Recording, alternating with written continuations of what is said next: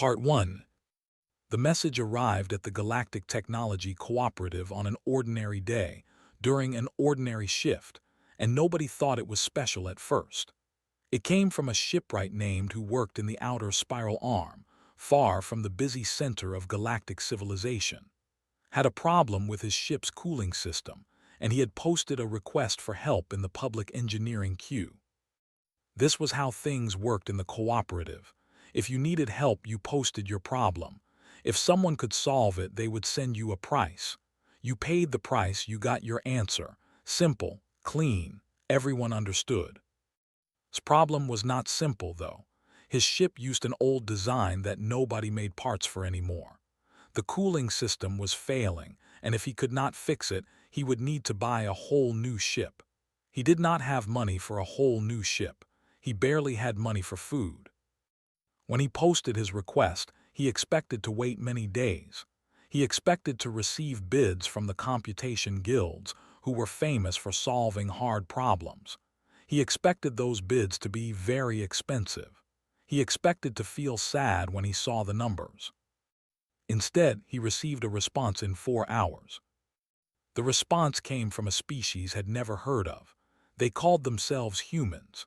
Their membership in the cooperative was very new, less than one standard cycle old. They were from a small planet near the edge of the galaxy, and they had only recently learned to travel between stars. The human who responded was named Sarah. She was an engineer, according to her profile. She had looked at cooling system diagrams and found the problem immediately. The heat exchanger was designed wrong. It worked fine when the ship was new, but after many years, mineral deposits built up inside the pipes and blocked the flow. She sent him new diagrams. She explained how to build a different kind of heat exchanger using parts he already had on his ship. She included step-by-step instructions with pictures. At the bottom of her message, she wrote, "Hope this helps. Let me know if you have any questions." Read the message 3 times. Then he looked for the payment request. There was no payment request. He looked for the contract terms. There were no contract terms. He looked for the fine print that explained what the human wanted in return. There was no fine print. He thought it must be a mistake. Perhaps the human was new and did not understand how things worked. He sent a polite message back, thanking her for the help and asking about payment. Sarah responded the next day. "No payment needed," she wrote. "I just like solving problems. Good luck with your ship." Stared at his screen for a very long time. Then he followed her instructions and fixed his cooling system. It worked perfectly. Far away, in the central offices of the Galactic Technology Cooperative, an administrator named was having a difficult week. Was responsible for monitoring the help queues in several sectors, making sure everything ran smoothly, making sure payments were processed correctly. It was boring work, but was good at it. The difficult week started when the anomaly reports began appearing on their desk. The first report came from the outer spiral arm. A shipwright had received free engineering help from a human, flagged the case and moved on, probably a mistake.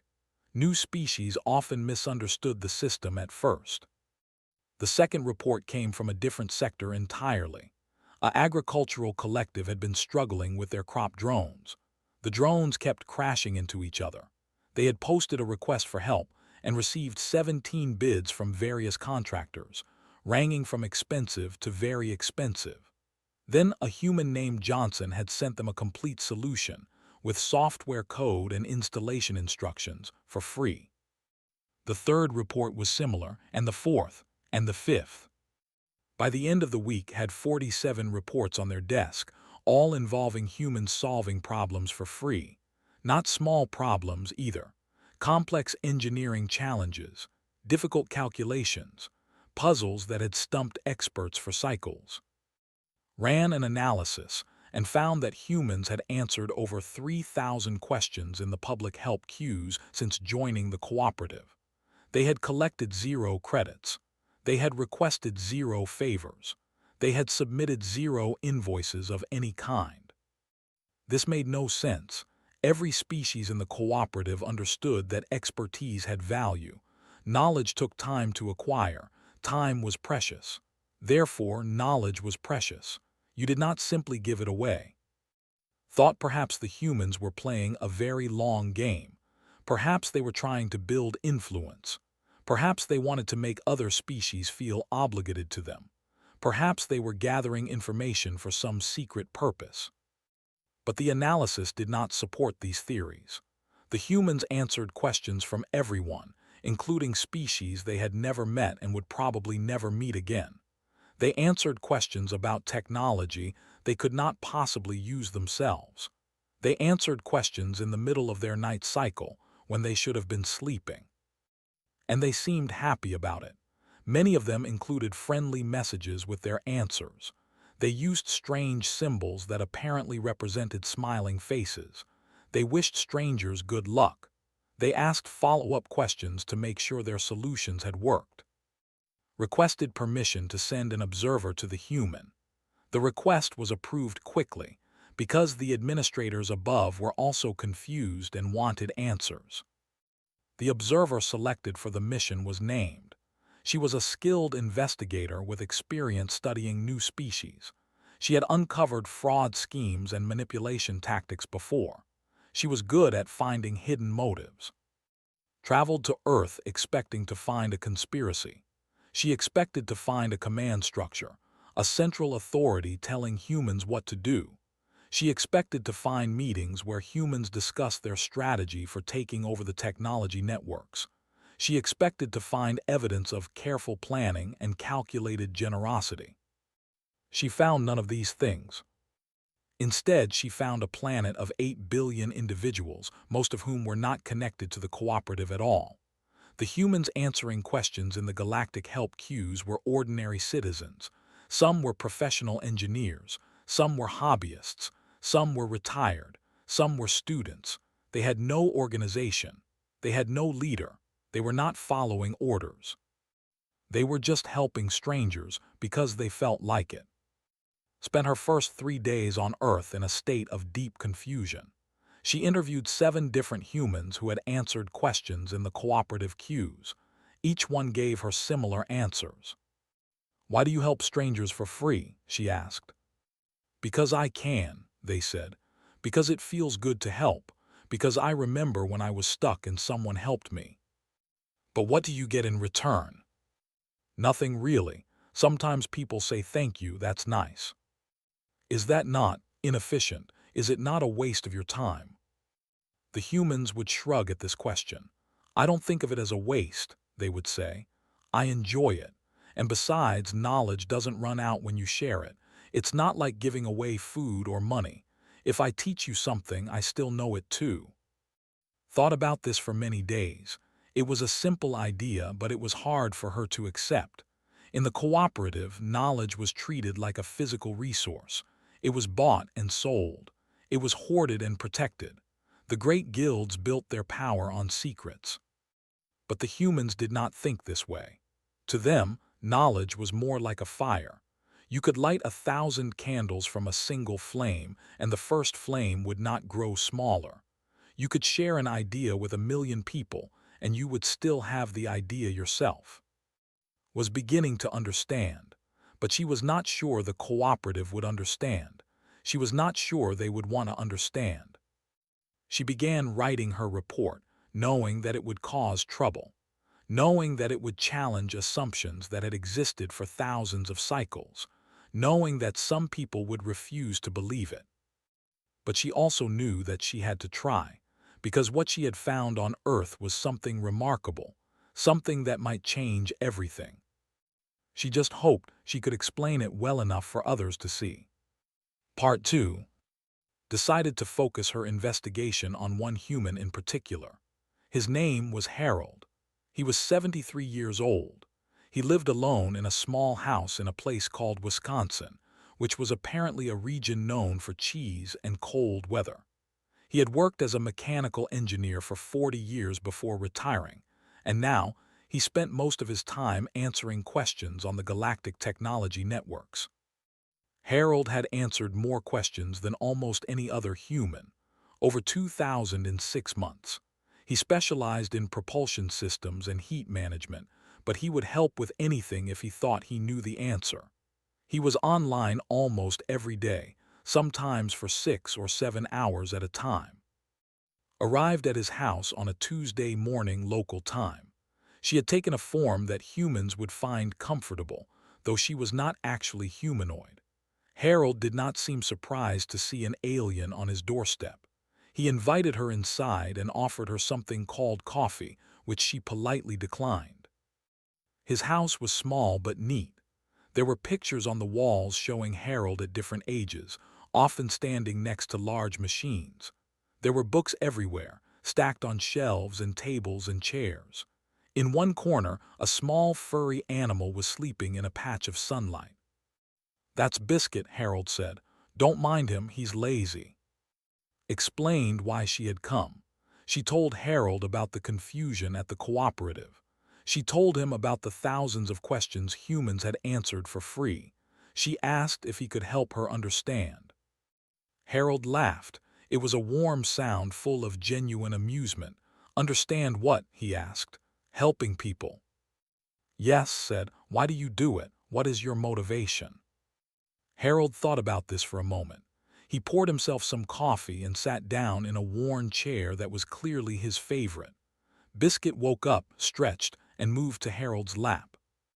"I've been fixing things my whole life," Harold said. "Started when I was a kid. My dad had a workshop in the garage, and he taught me how to take things apart and put them back together. I loved that feeling, you know. That feeling when something's broken and you figure out why and you make it work again. There's nothing quite like it." Recorded his words carefully. "But when you help strangers in the technology networks, you receive nothing in return. No payment, no recognition, no advancement in status." "I wouldn't say nothing," Harold said. He smiled and scratched Biscuit behind the ears. "I get to use my brain, I get to keep learning. Every problem is different and some of them are really tricky. Keeps me sharp." "But surely you could sell this service. Your expertise is valuable." "Maybe," Harold said. "But that's not really the point, is it? I don't need the money. I've got my pension, my house, my garden. What am I going to do with more money?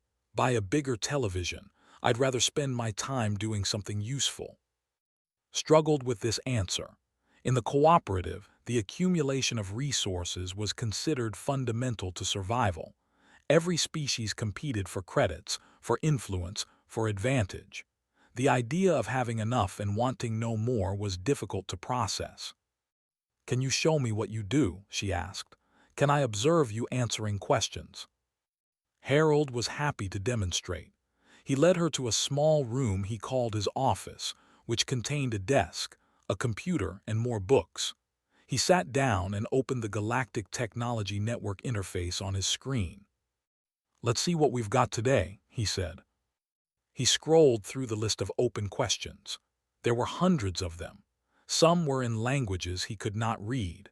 Some involved technology he did not understand. But many were about things he knew well, and he began reading through them, looking for one that interested him.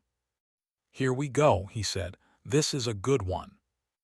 The question was from a researcher. They were trying to design a new kind of engine for small spacecraft, but they were having trouble with heat buildup. The engine worked fine for short trips, but on longer journeys, the temperature rose too high and caused damage. Harold read through the technical specifications carefully. He asked to explain some of the terminology he did not recognize. Then he started drawing diagrams on a piece of paper, working through the problem step by step. "The issue is the heat sink," he said after about 20 minutes. "They're using a solid block of metal to absorb the heat, but metal can only hold so much. What they need is a liquid cooling system with a radiator to dump the heat into space. It's basically the same principle as a car engine, just bigger." He spent another hour writing up his response. He included diagrams showing how to modify the existing design. He explained the physics behind the solution in simple terms. He suggested materials that would work well and warned about materials that would not. At the end, he wrote, "Good luck with your project. This is a really cool engine design. Let me know if you have any questions." Then he pressed send and moved on to the next problem. Watched him do this 3 more times. Each time, he became completely absorbed in the work. His eyes would light up when he found an interesting challenge. His hands would move quickly across the keyboard as he typed out his response. He seemed genuinely happy. "Is this common among humans?" asked. "This desire to help strangers?" Harold shrugged. "I don't know about common," he said. "Some people do it, some don't. But we've got a long tradition of it. Did you know that humans have been sharing knowledge for free on something called the Internet for decades? There are websites where millions of people ask questions and millions of other people answer them. Programming, cooking, car repair, medical advice, you name it. Most of it is free. Why would anyone answer questions for free when they could charge money?" "Different reasons for different people," Harold said. "Some people just like being helpful. Some people like showing off what they know. Some people remember getting help when they were beginners and they want to pay it forward. And some people, like me, just enjoy the puzzles." He showed her one of these websites on his computer. It was called Stack Overflow, and it contained millions of questions and answers about computer programming. Harold explained that this single website had probably saved humanity billions of hours of frustration over the years. Programmers from all over the world contributed answers, and those answers helped other programmers solve their problems faster. "The knowledge just accumulates," Harold said. "Someone asks a question, someone answers it, and then that answer is there forever. The next person with the same question doesn't need to ask again. They just search and find the answer." Began to see the bigger picture. Humans were not just helping individuals. They were building something, a vast library of shared knowledge that grew larger every day, a resource that anyone could access, a gift to everyone who came after. "This is remarkable," she said. "Is it?" Harold looked genuinely confused. "It seems pretty normal to me. I mean, what else would you do with knowledge? Lock it up where nobody can use it? That seems like a waste." Thought about the computation guilds, who guarded their algorithms like treasures. She thought about the collective, who charged premium prices for agricultural expertise. She thought about the 1,000-year-old structures of the cooperative, built on the assumption that knowledge must always be bought and sold. She wondered what would happen to those structures if more species started thinking like Harold. That night began writing the second part of her report. She described Harold in detail. She quoted his words. She explained his motivations as best she could understand them, and she included something that she suspected would cause a great deal of trouble, a recommendation. She recommended that the cooperative study human knowledge-sharing practices more carefully. She suggested that there might be value in approaches other than pure market economics. She proposed that perhaps, in some cases, giving knowledge away for free created more benefit than selling it ever could. She knew this recommendation would not be popular, but she also knew it was true. Part 3. The emergency session of the Galactic Technology Cooperative convened 6 cycles after its report was distributed to the member species. The meeting hall was enormous, designed to accommodate representatives from hundreds of worlds. On this day, it was nearly full. Everyone wanted to discuss the human problem. Administrator opened the session by summarizing the situation. Humans had answered over 50,000 questions in the public help queues without requesting payment. Their behavior showed no signs of slowing down. If anything, it was accelerating, and other species were starting to notice. The first representative to speak was from the computation guilds. His name was, and he was angry. "This behavior is unacceptable," said. "The humans are undermining the entire knowledge economy. They are giving away expertise that took them years to develop. They are devaluing the work of honest professionals throughout the cooperative. They must be stopped." Several other representatives voiced agreement. The collective was particularly concerned. Their agricultural expertise had been their main export for centuries. Now humans were answering farming questions for free, using techniques that were sometimes different but often just as effective. "We are losing contracts," the delegate said. "Species that used to pay us for help are going to the humans instead. If this continues, our economy will collapse." Sat quietly in the observer section, watching the debate unfold. She had expected this reaction. She had hoped for something different, but she had expected this. The arguments continued for hours. Some representatives wanted to expel humans from the cooperative entirely. Others suggested restricting their access to the help queues. A few proposed mandatory payment requirements that would force humans to charge for their services whether they wanted to or not. But then administrators stood up again and asked for quiet. "Before we vote on any proposals," said, "I think there is some additional data the Council should consider." They activated a display showing economic statistics from across the cooperative. The numbers told an interesting story. In sectors where humans were most active, overall productivity had increased by 42%. Innovation indices were at their highest levels in 800 cycles. Species that had been stagnant for generations were suddenly solving their own problems and developing new technologies. "The humans are not just answering questions," explained. "They are teaching. Every solution they provide includes explanations. They describe not just what to do, but why it works, and they do this in simple language that anyone can understand." More data appeared on the screen. Species that had relied on expensive consultants for generations were now building in-house expertise. Problems that used to take cycles to resolve were being fixed in days.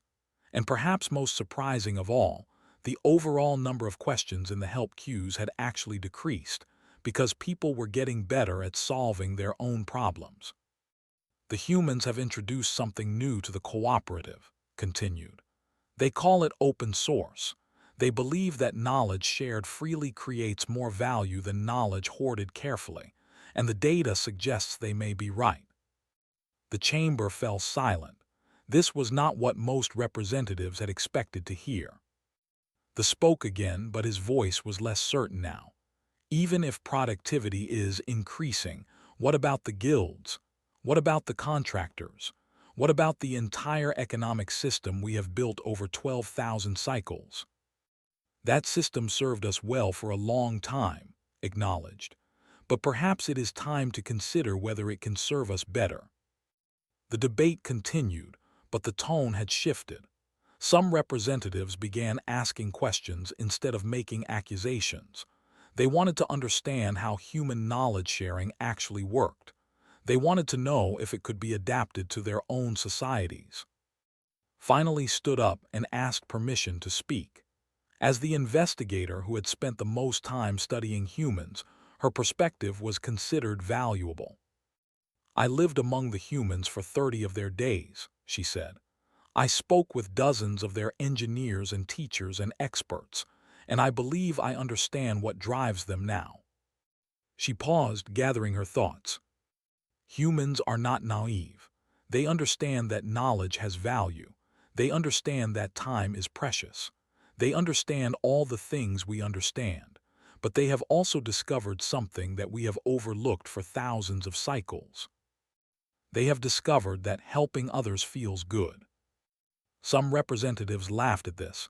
It seemed too simple, too obvious. Surely there had to be more to it. "I know how it sounds," continued, "but please consider what it means. When humans help strangers, they experience something they call satisfaction. Their brains reward them with positive emotions. They feel connected to beings they have never met. They feel that their existence has meaning and purpose. This is not a strategy. This is not a manipulation. This is simply how many humans are built. And because of this, they have created systems of knowledge sharing that would be impossible to replicate through market economics alone." She described Stack Overflow and an open-source software. She explained how millions of humans contributed billions of hours of work to projects that paid them nothing.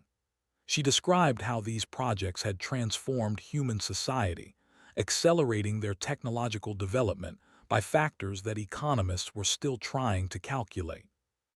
The humans have a phrase, said. They say that a rising tide lifts all boats. They believe that when everyone shares knowledge freely, everyone benefits, including the people who do the sharing. The session continued late into the night. No votes were taken. No dramatic decisions were made, but something had changed. The representatives returned to there with new ideas in their heads.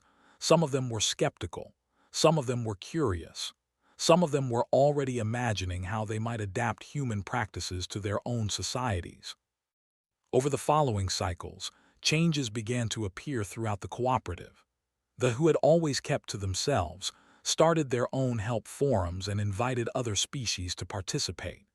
A group of young broke away from the computation guilds and formed an open collective that shared algorithms freely. The collective, after much internal debate, began publishing their agricultural research for anyone to use. Not everyone embraced the new approach.